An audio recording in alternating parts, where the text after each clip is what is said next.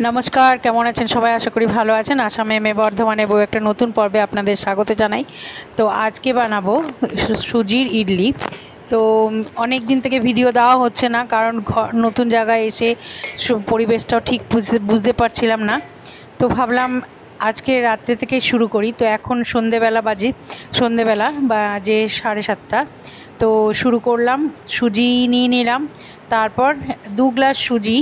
আর এখানে এখন মাপা মতো সেরকম কিছু নেই, গ্লাসটাকেই হাতের কাছে পেলাম, আর ওই গ্লাসটা দিয়েই 2 গ্লাস সুজি নিলাম। আর নিয়ে নিলাম 1 গ্লাসের থেকে একটু কম দই। এবার ভালো করে নাড়িয়ে চাড়িয়ে তারপর ওই গ্লাসটাই ধুয়ে একটু জল দিয়ে দিলাম, আর একটু নুন দিয়ে দিলাম, পরিমাণ মতো স্বাদ মতো নুন। এবার আমি এটাকে কিছুক্ষণ আর একটু জল দিয়ে ভালো করে নেড়ে চেড়ে ভালো করে মেখে কিছুক্ষণ ঢাকা দিয়ে রেখে দেবো। আর যেহেতু রাত্রে খাবো সেজন্য কোনো চিন্তা নেই। এবার আমি এটা দেখুন জল দিয়ে পুরো পুরো একটা ধরনের একটা বানিয়ে নিয়েছি। এদিকে আর ওটাকে করে রেখে আমি আমার ডগিদেরকে সন্ধেবেলা খাবার দিচ্ছি, রুটি। তো দেখুন ছোট ডগিটা কেমন শুয়ে শুয়ে খাচ্ছে। ওকে অনেকবার বললাম উঠে উঠে খা, গলায় আটকে যাবে, কিন্তু কিছুতেই শুনলো না। ও সেই শুয়েই খাবে। তো যাই হোক, ওকে খাওয়াচ্ছি, সঙ্গে বড় ডগিটাকেও খাওয়াচ্ছি। ওরা রুটি খাচ্ছে। তো ওদের খাওয়া শেষ হয়ে গেলে তারপরে আবার রান্নাঘরে যাব। তো এই হলো আমার বড় ডগিটা। ওকে রুটি ছিঁড়ে ছিঁড়ে দিচ্ছি, আর ও খেতে খেতে দাঁড়িয়ে পড়েছিল। তো ওকে বললাম বসে পড়ো, বসে বসে খেতে হয়। তো ও আর ইনি তো উঠলেনই না, ও শুয়ে শুয়েই খাবে। তো এইখানে বড় ডগিটা আমার বসে পড়লো। তবে কথা বোঝে, শোনে। যাই হোক, তারপর আর কি করব, এখন যাব আজকে আমাদের রাত্রে খাবার ইডলি। তো মশলা চাটনিটাও বানাতে হবে, আর তেঁতুল ছিল না। তো অনেকক্ষণ খুঁজে খুঁজে একটুখানি তেঁতুল পেয়েছি, অনেক পুরনো তেঁতুল ওটা। তো কি আর বলবো, ওটা দিয়েই আজকে কাজ সারবো। তো যেহেতু কালো কালো হয়ে গেছে, তো কেমন যেন প্রথমে মনে হচ্ছিল যে করব না, তারপর ভাবলাম না করেই নিই। আর এখানে ছোলা কতগুলো ছিল, ভাজা ছোলা। তো এইগুলো দেখছি একদম নেতিয়ে গেছে। তো এটাকে একটুখানি কড়াইতে ভেজে নেব।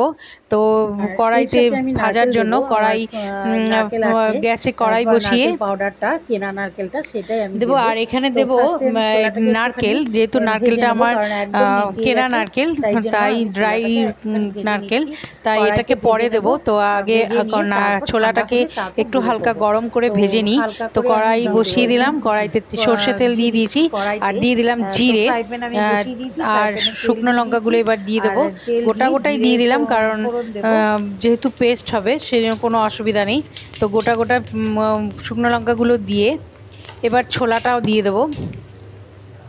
একটু নেড়ে চেড়ে নেব, কারণ নাহলে শুকনো লঙ্কাগুলো ভালো করে ভাজা হবে না, তাই জন্য। তারপর আমি ছোলাটা দিয়ে দিলাম। এবার ছোলাটা দিয়েও কিছুক্ষণ ভাজতে হবে।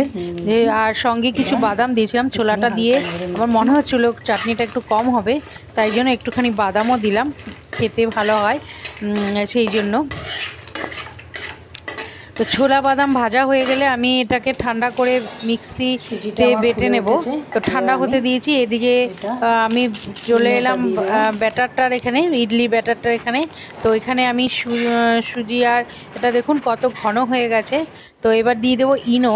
এখানে আমি যেহেতু 2 প্যাকেট দিয়েছি, সুজি দিয়েছি, তো এখানে আমি 2 প্যাকেট ইনো দিয়েছি। তো ইনো দিয়ে একটুখানি জল দিয়ে দেবো, যেহেতু ওটা অনেক ঘন আছে। তো প্রায় বড় চা চামচের 1 চামচ জল দিয়েছি। এবার জল দিয়ে এটাকে ভালো করে একভাবে নাড়াতে শুরু করলাম। নাড়িয়ে একটুখানি দেখুন নাড়ানোর সাথে সাথেই ফেনা উঠতে শুরু হয়ে গেল কেমন। তো ওইটাই খুব সুন্দর ইডলি হয়। আর এই হলো ইডলি স্ট্যান্ডে আমি তেল দিয়ে দিলাম, তেল লাগিয়ে ব্রাশ দিয়ে লাগালাম, আর এখানে বসিয়ে দিয়েছি জলটা গরম হতে। তো এখানে ইডলি স্ট্যান্ডের গুলোতে প্রথমে আমি ব্যাটারগুলো দেব, 1 চামচ করে করে ব্যাটার দেবো। তো সবগুলোতেই তেল লাগিয়ে নিলাম। তেলটা লাগানো হয়ে গেছে। এবার আমি 1 চামচ করে ব্যাটার ওর মধ্যে দিয়ে দেবো। তো 4টে আমার বাটি আছে, 4টেতে 4টে করে আছে ইডলি স্ট্যান্ড, ইডলির জায়গা। তো 4টেতে 16টা হচ্ছে। তো এতগুলো আমার বানানোর একবারে আমি বানিয়ে রাখলাম, কারণ কালকে সকালেও খেয়ে নেব, টিফিনেও হয়ে যাবে তাই। আর এখানে আমি বসিয়ে দিলাম এইখানে।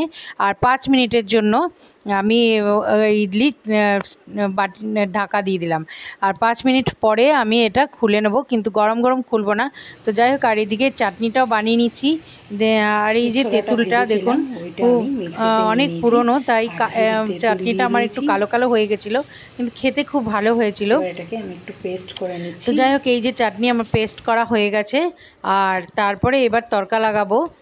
তো কড়াইতে তেল দিয়ে শুকনো লঙ্কা আর কালো সর্ষে আর দেবো কারি পাতা। তো কারি পাতা দেখুন একদম তাজা তাজা কারি পাতা আছে। তো কড়াইতে তেল দিয়ে আমি তেল দিয়ে দিয়েছি। এবার আমি দিয়ে দেবো সর্ষে আর শুকনো লঙ্কাটা, তারপর একটুখানি দিয়ে দেবো। একটু পরে ভালো করে ভাজা হয়ে গেলে তারপর দিয়ে দেবো কারি পাতাটা। কারি পাতাটার যে সুন্দর গন্ধ, এত ভালো লাগে খেতে। তো যাই হোক, এইভাবেই করে আমি ইডলি বানাই। তো ভালো লাগলে অবশ্যই লাইক করবেন, শেয়ার করবেন, সাবস্ক্রাইব করতে ভুলবেন না। সাবস্ক্রাইব করে যারা বেল আইকনটা প্রেস করে দেবেন, তারা আমার নিত্য নতুন এইভাবে রেসিপিগুলো আপনারা দেখতে পাবেন। আর অনেক দিন ভিডিও দেওয়া হয়নি, তাই জন্যই কারি পাতা দিয়ে দিয়েছি। আর এবার গ্যাসটা বন্ধ করে দিনই চলবে ভিডিও। লঙ্কার গুঁড়ো দেবো। আর ওর মধ্যে পেস্ট করার সময় একটুখানি নুন দিয়েছি আর চিনি দিয়েছিলাম পেস্ট করার সময়। তো এই হলো আমার আজকে রাত্রের খাবার। এবার এই তড়কাটা যেটা আমি দিয়েছি সেটা আমি দিয়ে দেবো সেই পেস্ট করা চাটনিটার মধ্যে। তো এইভাবে করেই আমি বানাই।